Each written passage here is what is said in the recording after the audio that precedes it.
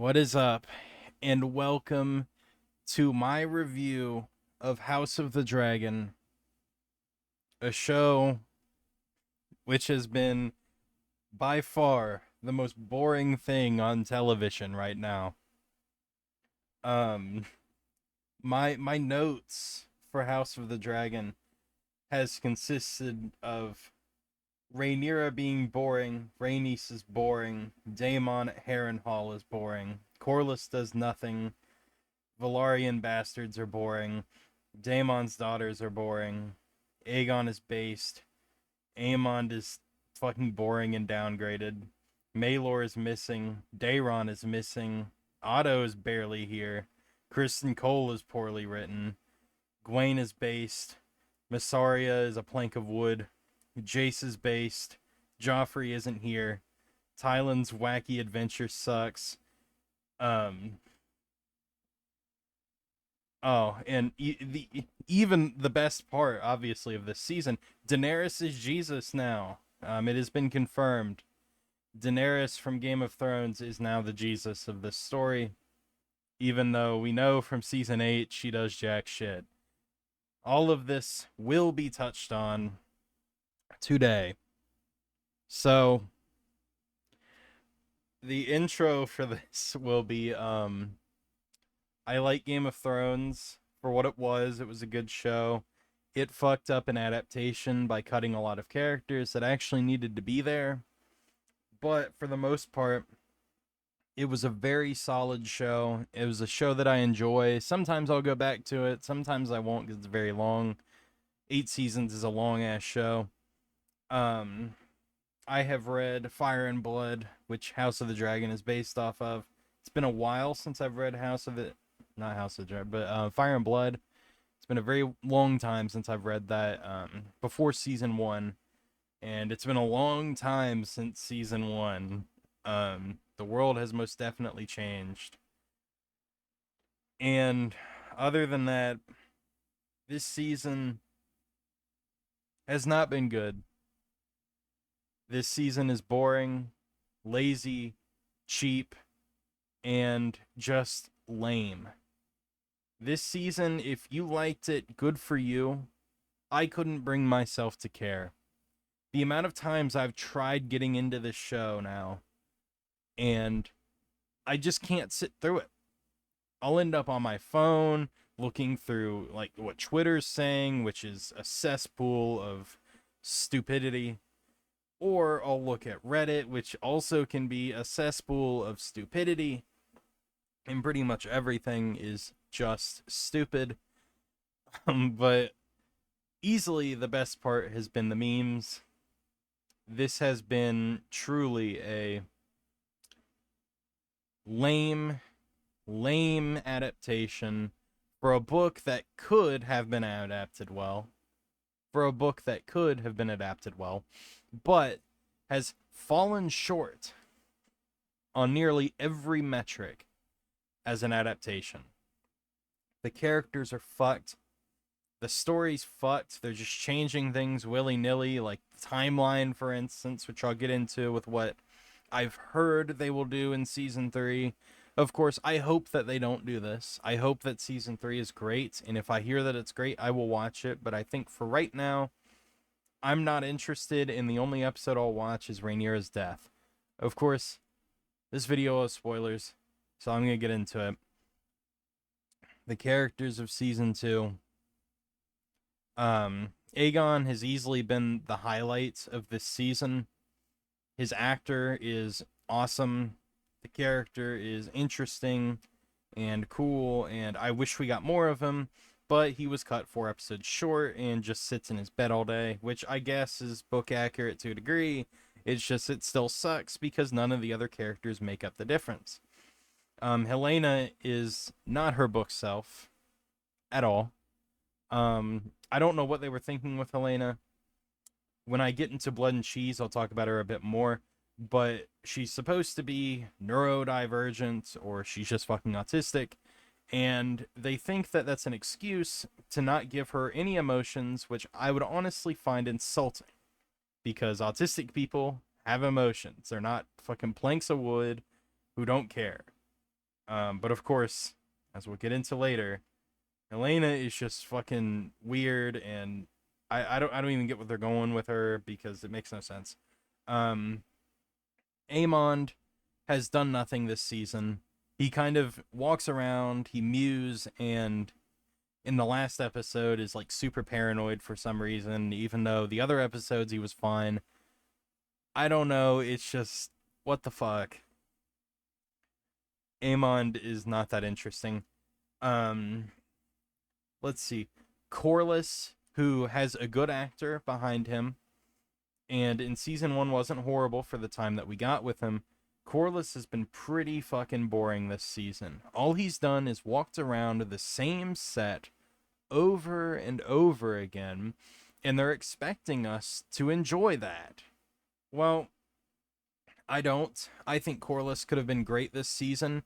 Demonstrated a divide growing with Rhaenyra and her cabal, I guess, her coalition.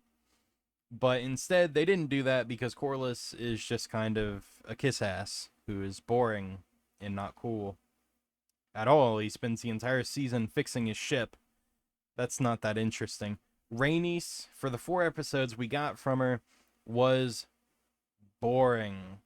She was boring to fit a political narrative that didn't need to be there because the book was never about feminism. It was never about women get, their power taken from them all the time. And I get that they're doing this for the show because there's a lot of people who watched Game of Thrones and were Daenerys fans and were like, wow, these writers just can't write women. Bunch of sexists for daring to do what George Martin did with the story, or is talking about doing with it at least, with making Daenerys go crazy because that's kind of important to her plot. But oh well, that's a bad thing now. Um, by the way, that was set up too. It's just they rushed it in the last season, and it was just so jarring. But this, they're just too afraid to move on with Rhaenyra, which I'll get into in a second. But Rhaenys has essentially been there to say men bad, women good, do your own thing. And it's just like, okay, that would be fun if it was a one-off line. This is pretty much all her character does this season. Rhaenys, who believes that Rhaenyra had something to do with killing Laenor, is now all of a sudden a Rhaenyra kiss ass. Why? I don't know. I'll never know. Why the writers feel the need to constantly fuck up these characters, I'll never understand. Rhaenys has not been good. She is boring, and I was kind of glad when she died, but the scene of her death was shot so terribly that honestly, I don't even understand it at this point. Why it was just a slowed down image of her with her hands up falling out of the sky is just like, what the fuck? Have her burned, give her the Dragon Rider's death that Rhaenyra wants so bad, which is how they'll get around killing her because they don't actually want to kill her, I don't think. Um Daemon this season has been neutered and is boring. This is a theme of this season. He is very, very boring. Daemon goes to Luigi's mansion, has a bunch of dreams, and eventually has spoiled the plot for A Song of Ice and Fire. And it's just like, brother, this is the best you could come up with. Daemon's supposed to be an interesting character. I mean, no wonder George Martin doesn't like this show anymore. They fucked up his favorite character. Now the two biggies for this season, because they're the two that they focus on the most, and they're the two that have been fucked up the most, is Rhaenyra and Alicent's. Rhaenyra is a far cry from her book self, because Rhaenyra is not perfect in the book. She's bratty, entitled, she's a bitch. I mean, she's what you would expect, a princess who has struggled from nothing and never really taught how to, rule. And that's Viserys' fault, not hers. It's not her fault that she doesn't know how to do anything.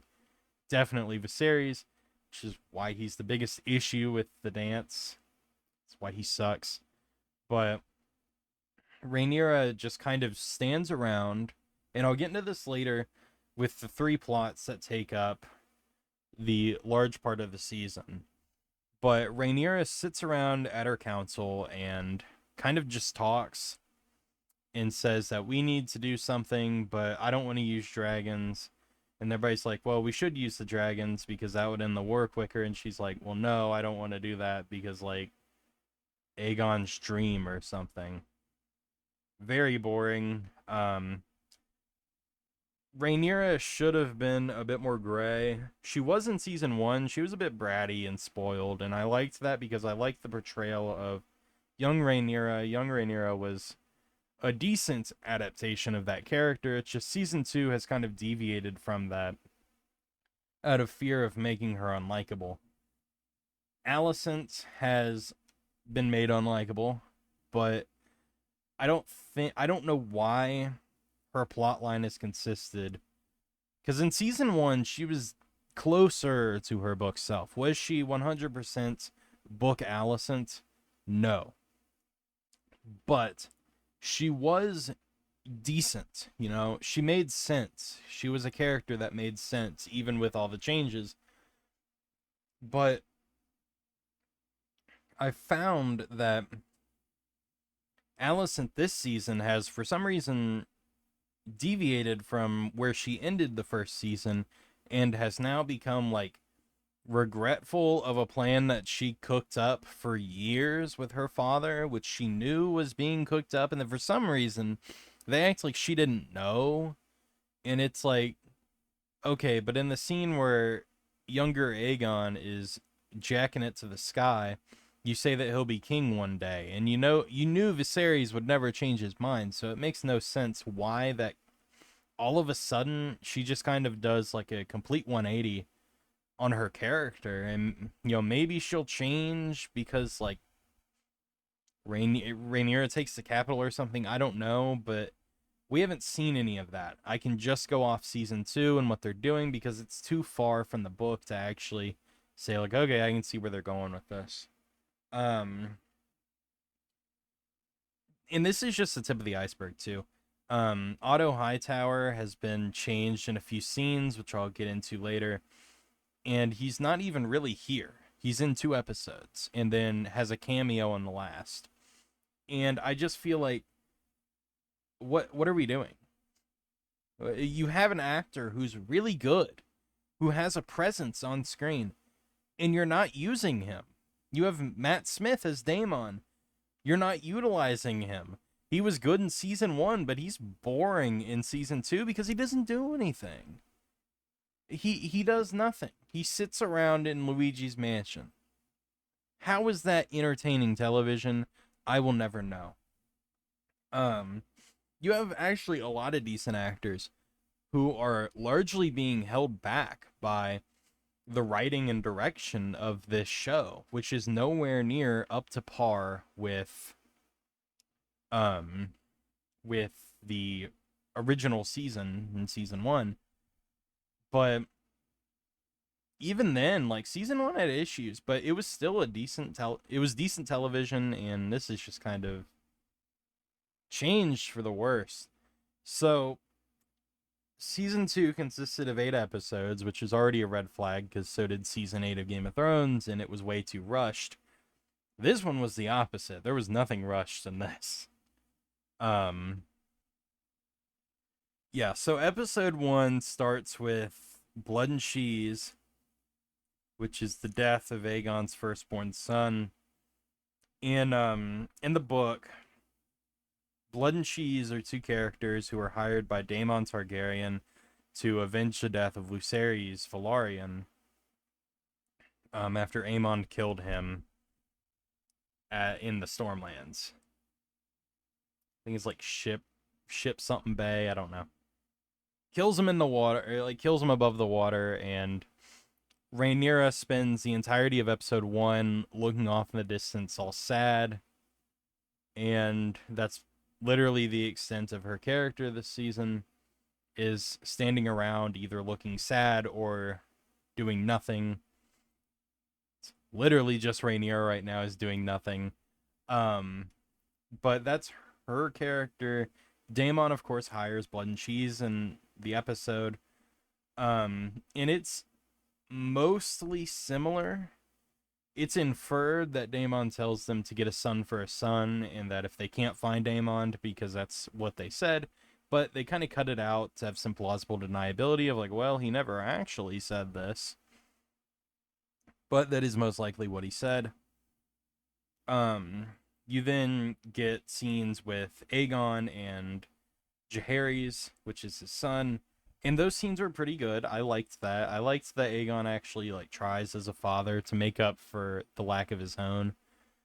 You know, it adds depth to his character that I really enjoyed, and he was a bit more of a gray character last season, and he's definitely a gray character this season, but because they haven't really shown him do anything bad, you kind of are left thinking like, wow, this guy's kind of good. You know, see, episode 1, he does a lot. Like, for instance, he holds court and actually tries to help the small folk, which is in stark contrast to Rhaenyra, who doesn't really give a fuck until the writers kind of force her to. In I think episode 6 or 7 is when they do that. But Aegon does try and help people, and Otto tells him no, and it kind of makes Aegon mad because he does want to be a good king and he's trying, and you know, you can really kind of feel for him even though he's done not very good things. But the main attraction is Blood and Cheese. The two characters, they sneak into the Red Keep by going straight through the throne room and then into the secret passages and then up into the royal apartments, where for some reason they split up. They walk around, there's not a single guard or a single person, let alone guard. And by the way, Kingsguard are not the only people in the Red Keep guarding anything. Okay, they're mainly there to guard the king and the royal family, but that doesn't mean that there aren't guards at all. In fact, we know that there are guards. They were in Game of Thrones. What the fuck? Why did we change this? I'll never know. So they sneak into the royal apartments. I think it's Blood who stumbles onto Jaehaerys, Jaehaera, and Helena. And then Cheese comes in. I think it's in that order. And then they're like, you know, which one's the son? Because they're twins, so they look similar. And then Helena just kind of like stares there with like her big eyes, just like, you know, doing nothing, because that's what autistic people do, is have no emotion at all. And eventually she points to the son, and then they start hacking away at his head. And she leaves with Jaehaera and goes to Alicent's room. Of course, you've got to have, because the Greens have to be weirdly sexualized in this entire show, Alicent and Kristen Cole are fucking for some reason, which doesn't really make sense. But honestly, weirdly, that's the one that makes the most sense this entire season, this character change. I don't even care about it. Thinking back on it, I was kind of like, what the fuck is this in episode 1 and 2? But, you know, it is what it is, honestly. I don't have that much of an issue with it anymore.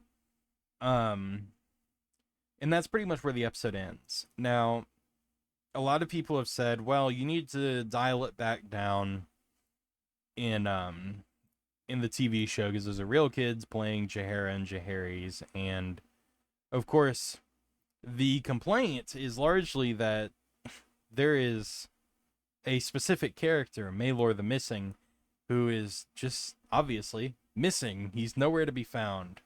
Aegon has 2 sons in the book. It is important that he does have 2 sons, but for some reason they've cut Maelor, or they're gonna have Maelor be, I don't know, Aemon's bastard or some shit. I don't fucking know. It doesn't even make sense, actually. How are they gonna do that? It's easily that they just cut it, and then Daeron kind of loses like a cool line and shit, and that kind of sucks, by the way. But Daeron is nowhere to be found either. Daeron is definitely missing. Yeah. It's not really the argument for me that it was not gruesome enough. I was not looking forward to this episode because I wasn't looking forward to the gruesomeness. But the problem is that there's no emotional weight behind Blood and Cheese. I don't really feel for these characters. You don't see Helena have any emotion. Nobody's around. you've completely removed really any weight. And it's telling as the season goes on that every single character has forgotten about this by episode 3. We are on episode 1. The fact that 2 episodes later, nobody gives a shit about, I don't know, the heir to the fucking kingdoms being slaughtered in his own bed. Oh, but don't worry, we're gonna play it up by having the rat catchers be the real victims of Blood and Cheese. Which brings us to episode 2.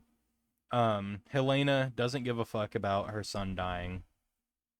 Alicent is trying to like cover her ass or something by saying, do I need to explain what we were doing in there? Like, fuck off. Honestly, I don't care. This is what we're spending the TV time on. There is not a scene of Aegon and Helena mourning.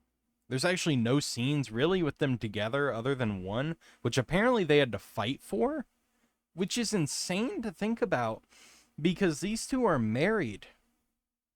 They are husband and or brother, husband, and sister wife.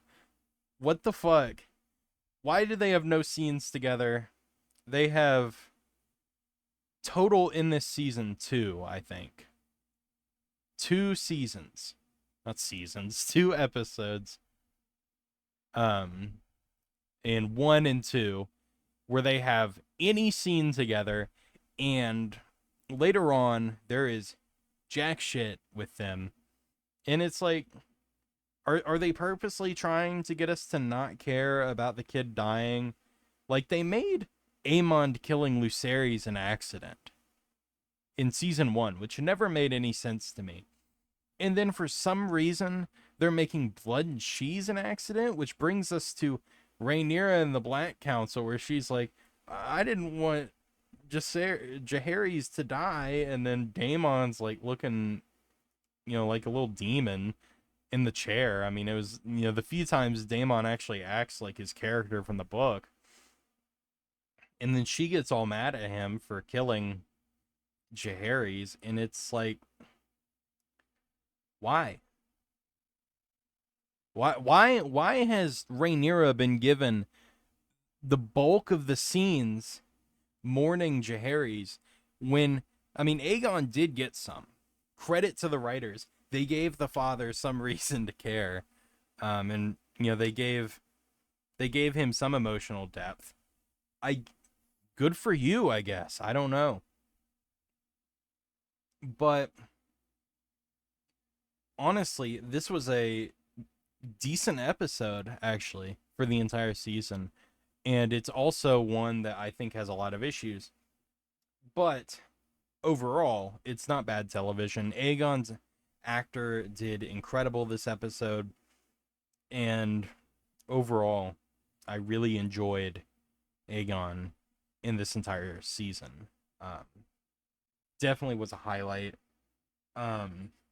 They have his funeral, which for some reason they've made Helena and Alicent's unpopular, which doesn't make any sense, because how are we going to get to events like the storming of the Dragon Pit if Helena's death has no weight to the people of King's Landing?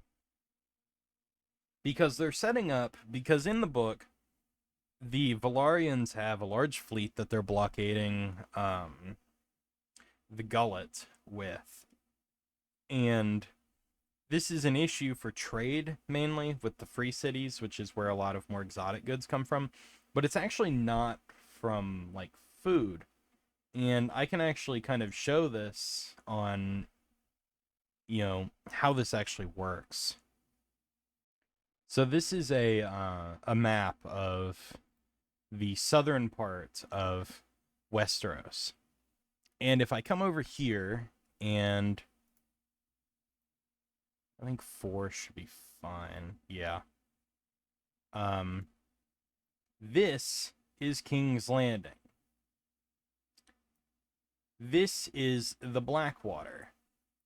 The Velaryons are blockading this part here, which means that any trade from places like Pentos, Mir, Tyrosh, I don't know, and Lys, and also Volantis from over here, cannot actually enter the King's Landing. But this does not mean that food cannot enter King's Landing. King's Landing does not rely on trade for food. They actually rely on the Reach, the most fertile lands in the Seven Kingdoms.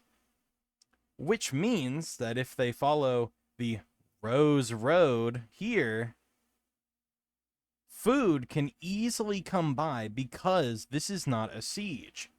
They are not besieging King's Landing, they are blockading it. These are two different things. That does not mean, and even then, even if, you know, the Rose Road, let's say, is out of commission, they can still take it up the Ocean Road, down the Golden Road, and it still reach King's Landing. This shows the writers have a lack of knowledge of basic Game of Thrones, House of the Dragon, anything. And this is such a big fuck up, because this is a huge part of this season, is that King's Landing is starving when you have the goddamn Reach giving you the food. There is no reason for them to be starving. This shit over here is not where they're getting food. Why is this an issue in House of the Dragon? I'll never know why they're making this at all a thing. But for some reason, this is a huge plot point in the King's Landing plot. And it's so retarded, and it just makes no sense. How on earth are they relying on trade for King's Landing? This entire region is fertile land that they can grow food. It makes no sense at all. And this is a larger problem with House of the Dragon as a whole, is that it doesn't understand the world building that its previous show, the one it's a spinoff of, has already set up. And it just shows how lazy that these writers really are, that they believe that they can push something so stupid like King's Landing being starved because of a blockade. It just shows that these people are not intelligent and they're not serious actors at all. Or serious writers, I guess. But Aegon and Criston Cole hang the rat catchers because Cheese escapes and gets out of the Red Keep, which is kind of a mystery on what actually happens to him, but hanging the rat catchers most likely ends his life. And this is treated as a horrible thing, because for some reason rat catchers in Game of Thrones are now seen as like these great stand-up guys in the community. Everybody's like, oh my god, they killed Billy? He helped the old lady across the street yesterday. And it's just like, okay, well, in real life, rat catchers were not viewed very highly in these times. So why the fuck are they viewed highly here? It just shows they have no grasp of realism or history, because they're trying to get you to go, oh, they killed this grandma's grandson because he was affiliated with a group that murdered the heir to the Iron Throne? Oh no. You know, it's just like, my god, man. And in the stupidity of these writers, chose to make Otto fucking Hightower care about the rat catchers for some reason and get all mad at Aegon and Criston, when in the book he was there and voted in favor of it. The council agreed that this was the best course of action. He's the reason why there are a bunch of cats in the Red Keep, because they're more efficient and they won't kill the prince for any reason.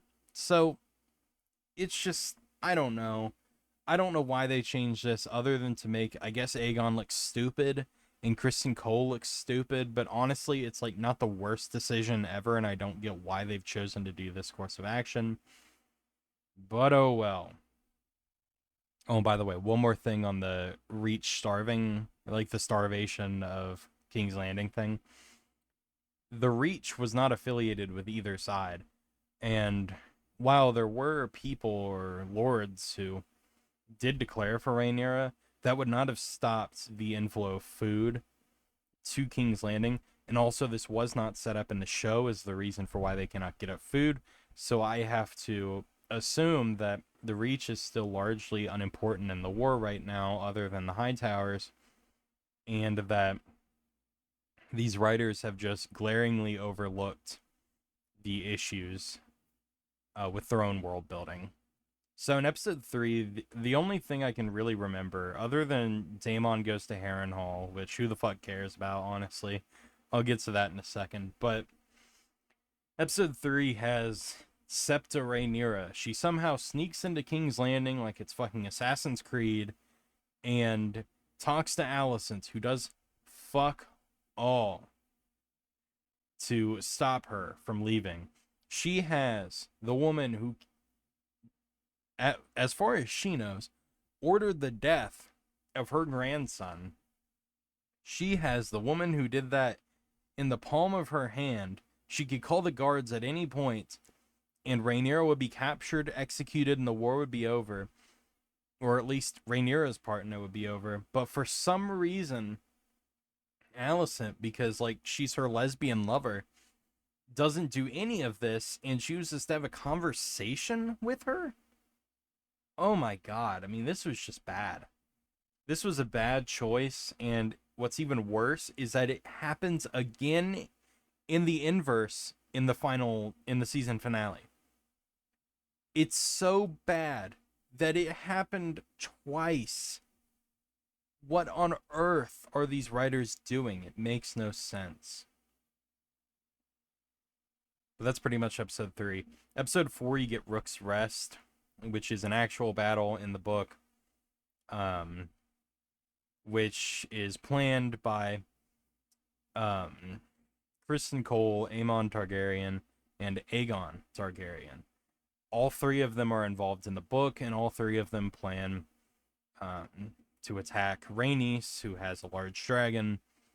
Though it's not the most fast or powerful dragon at all of this time, it's still a formidable opponent that they want to get rid of, and this is what kind of spawns Rook's Rest as kind of sneak attack 2v1 and defeat her, which in the books does happen. Aegon in the process gets burned, and Rhaenys gets burned to death. And that is the battle pretty much. The Greens win, but they also have a big loss in that Aegon is burned by Rhaenys and is kind of out of the war at this point. Though he comes back a bit later, but I don't even know if they're going to do that. So, Rook's Rest, that episode was actually decent. I didn't hate that episode. I think the way they shot Rhaenys' death, where she like just looks up in slow motion and like falls to the ground, it's like, this is cartoonishly bad. I don't understand why they're doing this. It doesn't make sense. But honestly, it was the least offensive thing this season. It was her death. Honestly, it was something I was rooting for by the end, but oh well. It is what it is. Other than Rook's Rest, I don't remember what else happens that episode.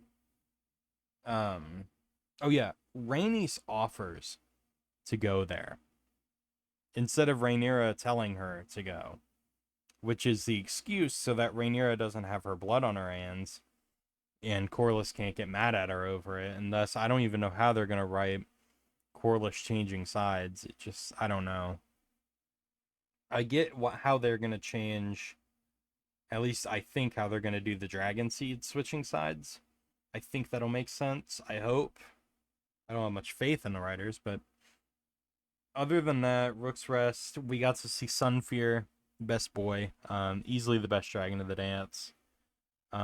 He was awesome, and I wish we got more of him because he looked incredible.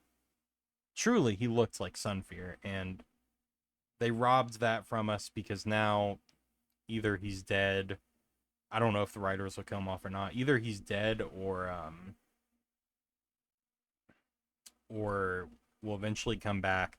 And we should see him again, but I don't know. We should have gotten more of him in season 1 or like episode 1 or something. At least set up Sunfear a bit. He is easily captivating and beautiful dragon, by the way.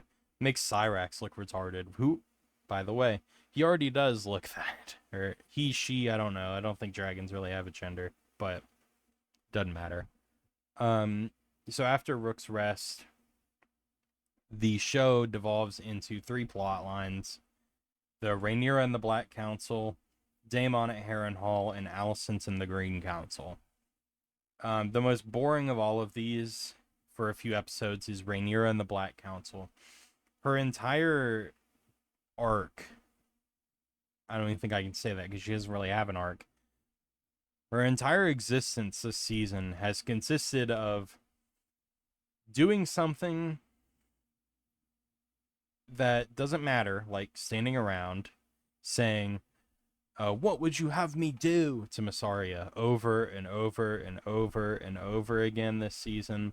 She goes to her actual council and then says, like, I don't want to use dragons. They're like, we need to use dragons here. Like, it makes the most sense. Like, Rhaenyra, you don't have any martial training at all. How are you going to try and direct the war effort? And she's like, I've seen just as many battles as you. Okay. That doesn't mean you have martial training, Rhaenyra. That's just dumb. Why the dudes didn't mention that, I don't know, because they're trying to make him look stupid.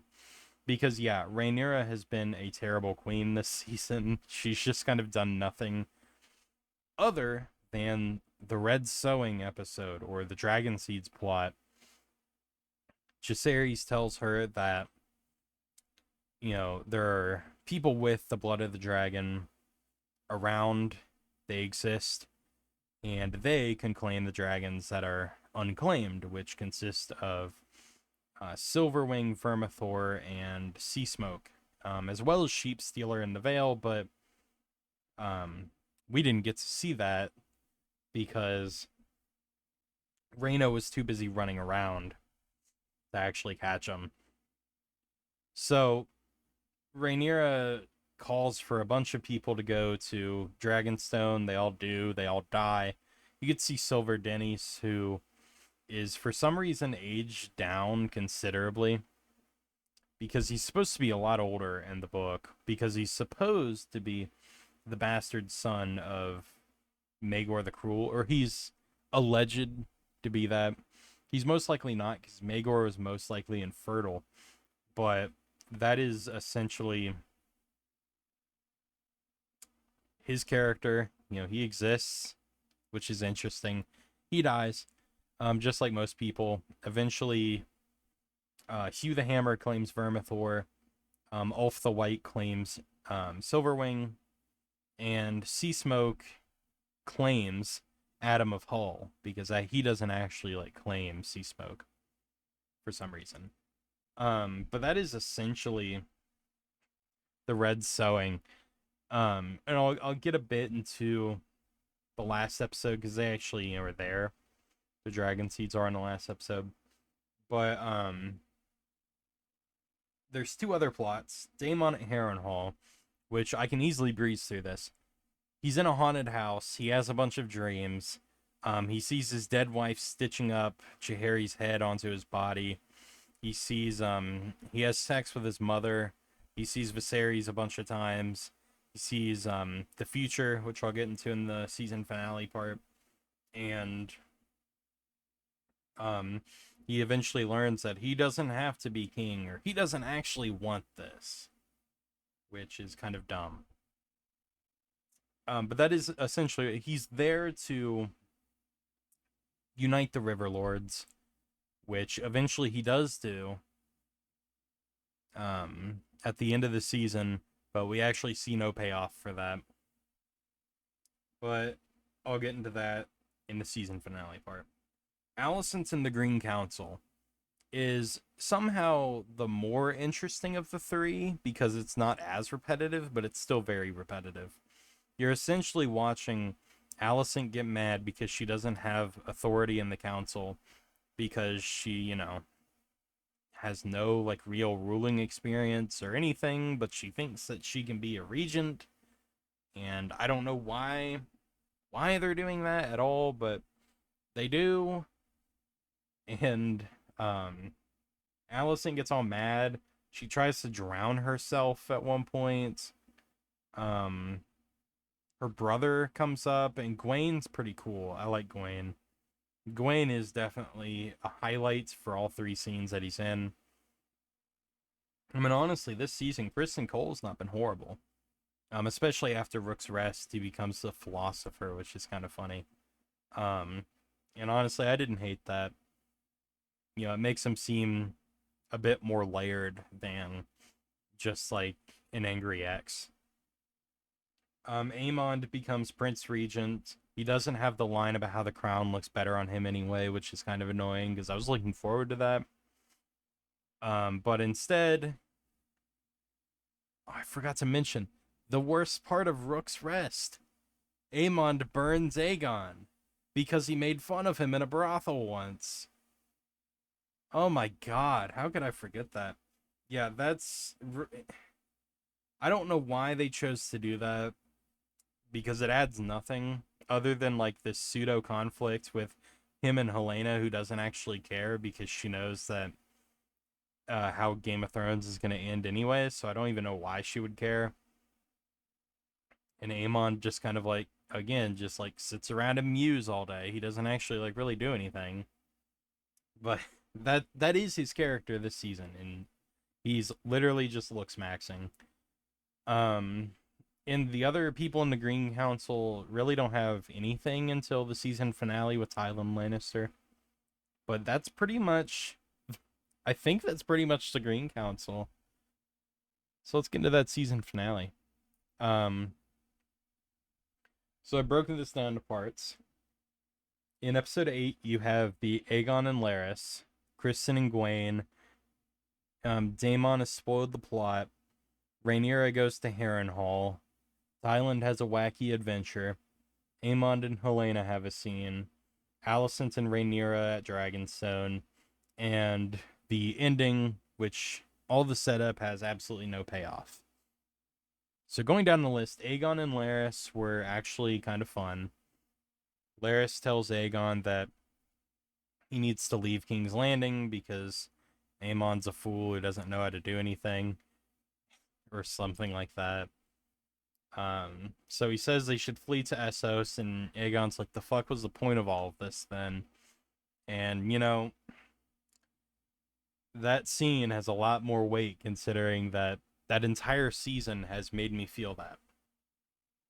But yeah, eventually at the end of the episode, you see them leaving, and the footage of all of the different characters and where they are.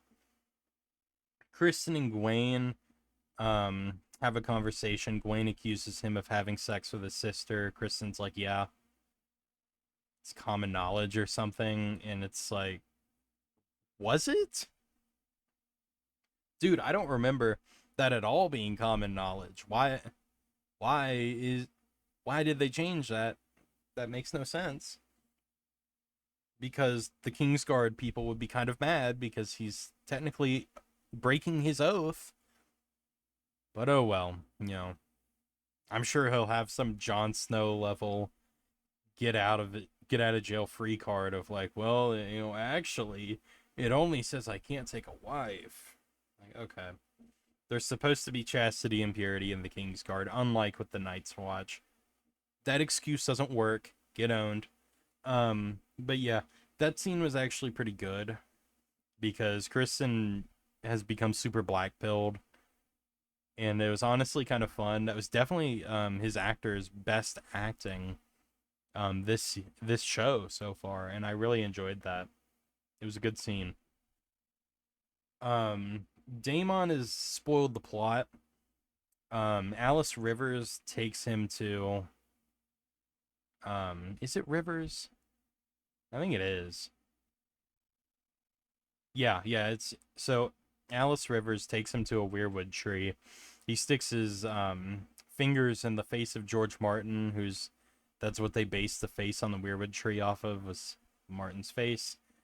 So it's supposed to be a very meta joke that he's being revealed the plot. But the problem is that this is actually like world breaking, because then why would he do some of the things that he does? But oh well. Daemon is revealed that Daenerys is Azor Ahai. None of it matters, and the White Walkers are coming, continuously reminding us that season 8 exists and it wasn't very good. And that is the main problem with the Aegon's Dream stuff, is that we know how season 8 ends. It wasn't good, but they continually shove it down our throat. Why? I don't know. So he knows that winter is coming, so that happens. Helena tells him that it's just a story.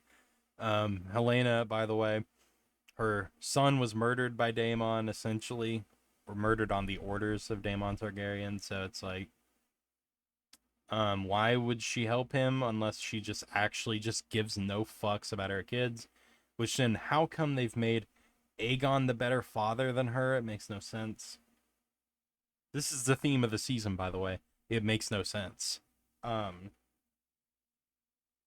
So Rhaenyra goes to Harrenhal. Daemon has his "She's my queen" speech and says that winter is coming. And then Rhaenyra's like, "Oh my god, that reminds me of that thing that my dad told me 30 years ago." Yawn. Boring. Not much else happens. Tyland goes to Essos. This was kind of funny.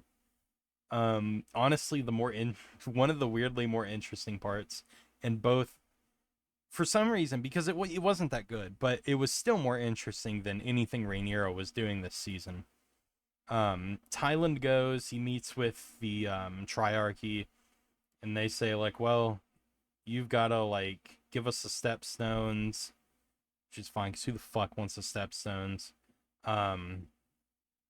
And yeah, he has to allow their captain to lead the ships, and it's revealed, of course, that this is a woman. It could also not be a woman. I don't know. They might say, oh, he's just a cross-dresser or she's just a cross-dresser, but for right now, they've gender swapped, and I don't really even care. It's more the fact that the actress wasn't that good. I don't know who she is, but I was pretty bored with her performance. It was very, very Marvel-esque. Like, it very much felt like some Guardians of the Galaxy shit. Just very slop-like. The comedy was not there. If it was intended to be comedy, which I don't know. Maybe it was, maybe it wasn't. He eventually gets them to agree. He beats her up in the mud or something, which is the most action this season finale had. And that's pretty much. Oh yeah, he has sex with the girls' wives. A lesbian too. It's a good theme of this season, lesbians. Aemond and Helena talk on a balcony, and Helena says, you tried to kill Aegon, and he's like, I could have you killed for this. And she's like, yeah, you can do that, I guess. I don't know. Honestly, it was a very boring scene. I watched this at like after 10 o'clock, so I was a bit tired, but I still vividly remember a lot of these scenes, and I've had a lot of time to think about them and ponder it.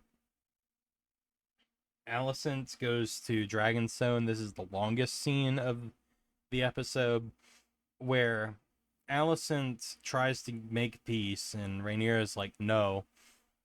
And then she's like, but like, we used to be friends. He's like, well, then let me kill Aegon, a son for a son. And it's like, hey, Alicent, did you like forget that your grandson was brutally murdered in his bed, presumably under Rhaenyra's orders?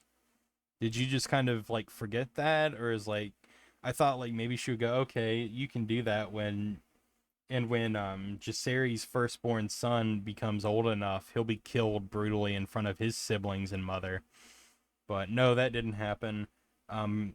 Jaehaerys is completely forgotten by this point. Actually, Lucerys is weirdly forgotten until now. He's barely mentioned at all, other than episode 1 and 8. Like, Rhaenyra's fine, and then, like, I don't know. Why does she not care as much? Why is she not going down her evil arc? The world may never know. And it ends, the entire season ends with B-roll footage of Corlys in a fucking, like, rowboat and not in his ship he's been preparing for 8 episodes. Thailand on the ship. Like, armies moving. That's kind of it. That's the season finale. But the implication for this is that we have another 2 years to wait for King's Landing to fall and the Gullet. Presumably they even move that fast. It's probably going to be the fall of King's Landing first. And then, honestly, they might do the Gullet first. I wish they would. I don't think they will, though. Because the leaks did say that the Gullet's going to happen in season 3. But they also said that Fall of King's Landing was going to be the end of season 8. Season 8? What? Episode 8?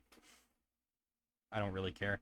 At this point, I don't think I'm watching season 3 unless it's good. The overall implication for A Song of Ice and Fire is that Daenerys is Azor Ahai.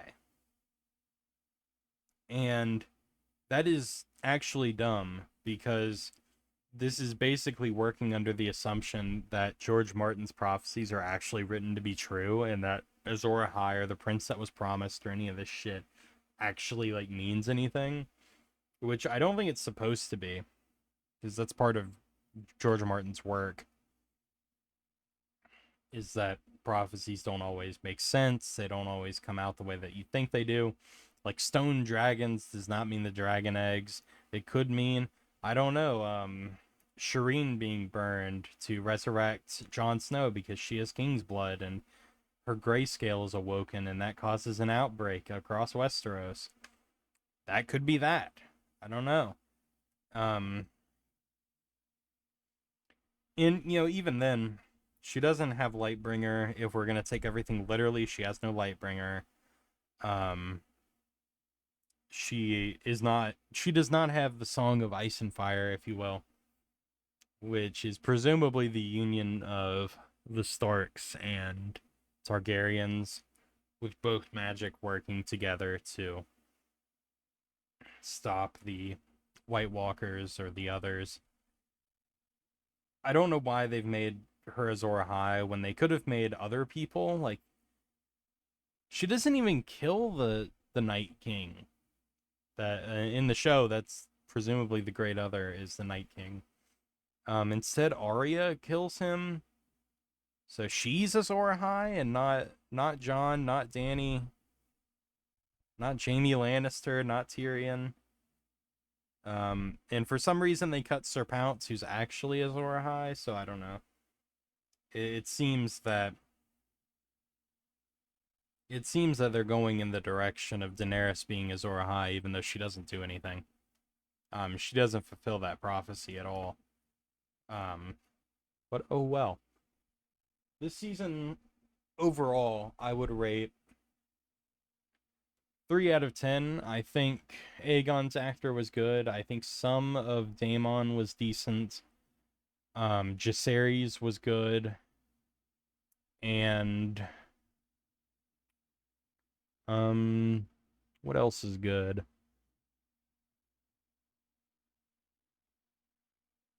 I don't know. There was good CGI. The dragons looked good. I'll give them that. And I do hope season 3 is good. I'm rooting for it, even if I know it's probably not going to be. Just knowing they're probably not changing writers. And the amount of people that have excused this by saying that it's just politics, and, like, politics is part of Game of Thrones. Like, yeah, you're right. Season 1 of Game of Thrones, at its height of dialogue, was mostly written by George Martin, and the stuff that was added was, like, the Varys and Littlefinger scenes. And honestly, it was all well written by people who understood the source material, or George Martin himself. And that level of writing is not present in House of the Dragon at any point in this entire show, because I don't even think there has been a book line yet. This is why I doubt that we're going to get Aegon's Mayhaps line when Rhaenyra dies, because they really haven't adapted any dialogue in the book, because like Maester propaganda, which, by the way, it is not Maester propaganda, Fire and Blood. There is probably a bias somewhere in there, just like with POV chapters in Game of Thrones. There's a bias with how they react and see different events. There is most likely a bias, but I don't think it's entirely a green bias, because the Greens did not actually end up having their bloodlines sit the Iron Throne. That was actually Aegon III and whatever her name is, Velaryon, I think from Vaemon's line, which ironically is Corlys actually doesn't get his line anywhere near the throne either, which he was kind of wanting. Of course, it wouldn't have been anyways, but at least in his mind, his line kind of dies out, at least the legitimate part, and the bastard Velaryons succeed him. But I think